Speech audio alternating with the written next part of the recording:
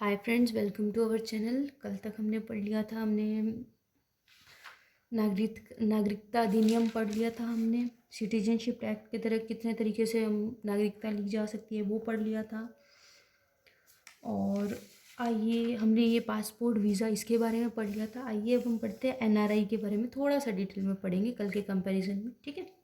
तो एनआरआई क्या होता है? लोग यहाँ से पढ़ने को या फिर काम करने को जाते हैं, क्योंकि आपने देखा होगा कि हमारा जो रुपी है वो डॉलर के कंपैरिजन में 75 to 80 रुपीज़ का है।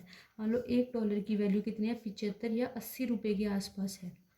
तो मान लो अगर कोई विदेश में 1 रुपया भी कमाता है तो वो यहाँ पे 80 रुपये के बराबर है, ठीक है। तो एनआरआई लोग कौन होते हैं? जो कम से कम विदेश में 6 महीने रहे हों, वो वहाँ जाते हैं काम करने को। तो वो क्या काम करते हैं? वो वहाँ पे पैसा कमाते हैं, और पैसा कमाने के बाद वो अपना वहाँ का खर्चा निकालते हैं, और खर्चा निकालने के बाद बचा हुआ जो है वो भारत में भेज देते हैं, क्योंकि अपनी फैमिली के लिए, ठीक है।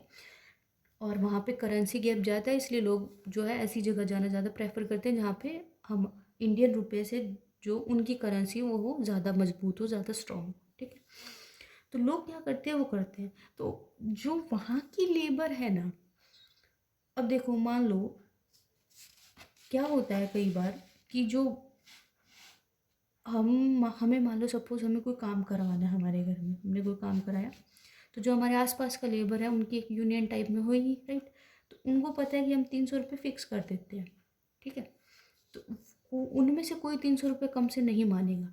पर सपोज करो, मान लो किसी और राज्य से कोई आया या जिसे काम की बहुत ज़्यादा ज़रूरत है, अगर हम उससे वो काम आधे रेट में 150 रुपये में भी कराएं तो वो भी तैयार हो जाएगा ना।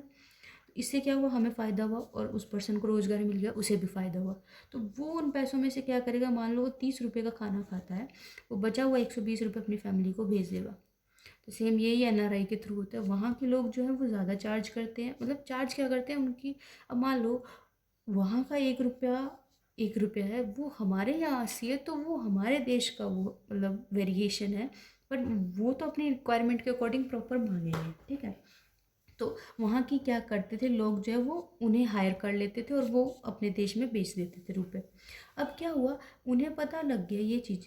मान लो अब ये देखो, कुछ टाइम बाद क्या होगा? ये इंसान जो है यहाँ 6 महीने काम करेगा, 1 साल काम करेगा, 1 साल के बाद इसे पता लग जाएगा कि यहाँ का रेट जो है वो 300 रुपये चल रहा है। तो ये भी क्या करेगा? ये अगली बार कभी भी 150 रुपये में नहीं मानेगा, ये 300 रुपये में मानेगा। इसका भी लालच आ जाएगा मन में। लालच तो क्या कह सकते हैं, बट ज़रूरत ही होगी इंसान की भी। लेकिन ये 300 रुपये से कम में नहीं मानेगा। तो इसी तरह से क्या होता है? विदेश में भी होता है। वो क्या करते हैं? जो हमारे, मान लो सपोज करो, हमारे भारतीयों को हज़ार डॉलर भी में वो काम कर रहे हैं, वही वहाँ का इंसान जो है वो 10,000 डॉलर में करेगा। तो अब बाद में क्या है? मान लो अगर पक्का हो जाता है भारत का नागरिक, अगर कोई भारतीय इंसान वहाँ का जो एनआरआई है वो वहाँ जाके पक्का हो जाता है, तो वो भी 10,000 डॉलर लेगा। तो उसके मन में और लालच आने लगा, ऐसे एनआरआईओं के मन में होने लगा कि हम क्यों ना यहाँ की नागरिकता ले लें, ठीक है, उस देश की नागरिकता ले लें। तो वो वहाँ की नागरिकता लेने लगे। तो वहाँ की नागरिकता लेंगे तो उन्हें यहाँ की नागरिकता जो है वो छोड़नी पड़ेगी, और एक टाइम आएगा वो अपनी फैमिली को भी ले जाएंगे वहाँ पे। तो वो भारत में पैसा क्यों भेजेंगे? सोचने वाली बात है। वो अपनी फैमिली को भी ले जाएंगे, वहाँ पक्के हो गए तो वो अपनी फैमिली को भी ले जाएंगे, तो वो भारत में क्यों पैसा भेजेंगे? तो उनका थोड़ा सा वहाँ के प्रति, मतलब भारत के प्रति फिर से रुझान करने के लिए सरकार ने क्या कहा कि वो ओवरसीज सिटीजन ऑफ इंडिया लाए। ओवरसीज सिटीजन ऑफ इंडिया के तहत उन लोगों को सारे अधिकार मिलेंगे, अगर वो इसके तहत, मतलब इनकी उनकी नागरिकता तो रहेगी जिस देश में वो है, बट उन्हें भारत जो है वो ओसीआई यानी ओवरसीज सिटीजनशिप दे देंगे, भारत की नागरिकता दे देंगे। उसके तहत क्या होगा? जो चीज़ें हम इंजॉय करते हैं, यानी हम कहीं जा सकते हैं, घूम सकते हैं, सब कर सकते हैं। पहले क्या होता था कि मान लो एनआरआई है, कोई विदेश से यहाँ आया, तो उसे पहले होता था हर 15 दिन का, फिर हुआ हर 6 महीने का। उन्हें हर जगह अपनी रिपोर्ट देनी पड़ती थी कि मैं आज इस थाने में जाकर रिपोर्ट देनी पड़ती थी कि मैं यहाँ था, मैं इस दिन यहाँ था, मैं इस दिन यहाँ था, क्योंकि उन्हें सब अपना ब्यौरा देना पड़ता था। तो उन्हें क्या होती थी? बहुत डिफ़िकल्टी होती थी। मान लो हमें पल पल की खबर किसी को देनी पड़े, तो हम भी उस जगह जाना अवॉइड करेंगे। तो इसी तरीके से उनका थोड़ा रुझान कम होने लगा, तो भारत की तरफ उनका रुझान फिर से करने के लिए इन्होंने क्या कर दी? ओवरसीज सिटीजन ऑफ इंडिया कर दी। इस नागरिकता के तहत वो क्या है? वो कहीं भी फ्रीली घूम सकते हैं, हमारे जैसे सारे राइट एंजॉय कर सकते हैं। बस एक तो वो इलेक्शन लड़ नहीं सकते और वो किसी के लिए वोट भी नहीं कर सकते। वो उनका ये है, ना वो इलेक्शन लड़ सकते हैं ना वो वोट, बाकी उनकी सेम हमारे जैसी नागरिकता है। और ये किसने सजेस्ट किया था? लक्ष्मीमल सिंघवी समिति ने सजेस्ट किया।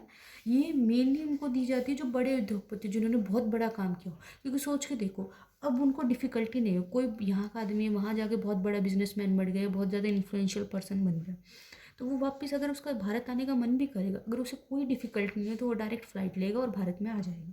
और यहाँ पे अगर वो नॉर्मल पर्सन की तरह रहे तो उसे क्या प्रॉब्लम है? और सोचने वाली बात ये है कि अगर मान लो अगर उसे फिर से पसंद आ गया तो वो वापस यहाँ कुछ ना कुछ फैक्ट्री डालेगा, या फिर यहाँ के अगर आएगा तभी तो यहाँ के लोगों को कुछ रोजगार देके जाएगा, या कुछ आम कुछ भी लगा लो। मान लो अगर वो कहीं घूमने भी आता है तो उसका पर्यटन में बहुत, पर्यटन के लिए आता है तो वो किसी कोई रिक्शा लेगा, कोई कार करेगा तो उसे पैसे देगा वहाँ के किराए के लिए, या फिर कहीं घूमने जाएगा वहाँ को देगा, किसी होटल में रहेगा तो उसको देगा। तो इन सब चीज़ों को उनका भारत में फिर से रुझान करने के लिए ये ओवरसीज सिटीजनशिप ऑफ इंडिया का कंसेप्ट लेके आए। ठीक है। उसके बाद आता है एनआरओ। ये एनआरओ क्या होता है? ये टाइप ऑफ अकाउंट होता है, अकाउंट का टाइप होता है। इसमें क्या कहते हैं? इसे क्या कहते हैं? Non residential ordinary account. यानी इसमें क्या होता है, वहाँ का व्यक्ति भारत में अपनी फैमिली को पैसे भेज सकते हैं, और कई बार क्या होता है वहाँ के लोगों को भी पैसे की ज़रूरत होती है, तो अगर उनकी फैमिली यहाँ से कुछ भिजवाना चाहे पैसे तो वो भिजवा सकती है एनआरओ के तहत। ठीक है। बट ऐसा बहुत कम होता है, क्योंकि अगर वो इतना, बहुत कम केसेस में ऐसा होता है कि यहाँ से लोग जो है वो वहाँ भिजवाएंगे, तो ये बहुत कम था। तो इसका एक्स्ट्रा चार्ज क्यों लगे? वो लोग भी नहीं लगवाना चाहते थे और सरकार को भी ये महंगा पड़ रहा था, तो इन्होंने इनको क्या कर दिया, लगभग ख़त्म कर दिया।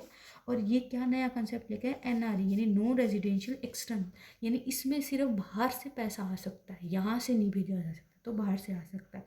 और एनआरआई पर कोई भी टैक्स नहीं लगता, क्योंकि वो हमें पैसा भेज रहे हैं, वो भारत की कहीं ना कहीं जीडीपी में जुड़ रहा है, वो भारत की जीडीपी में जुड़ रहा है, इसलिए उस पर कोई टैक्स नहीं होता।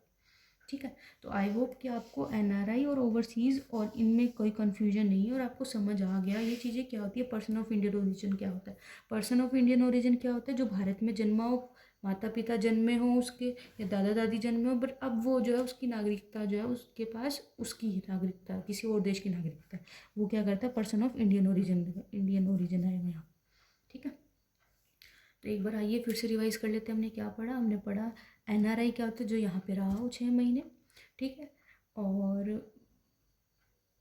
अगर उसने छोड़ दी अपनी नागरिकता तो वो किसके तहत छोड़ेगा? अनुच्छेद 9 के तहत, क्योंकि वो अपनी नागरिकता जो है वो त्याग देगा और वो किसी और देश आई, वो अपनी, ये अनुच्छेद 9 के तहत वो अपनी नागरिकता त्याग देगा यहाँ की, और वहाँ की देश की नागरिकता ले लेगा।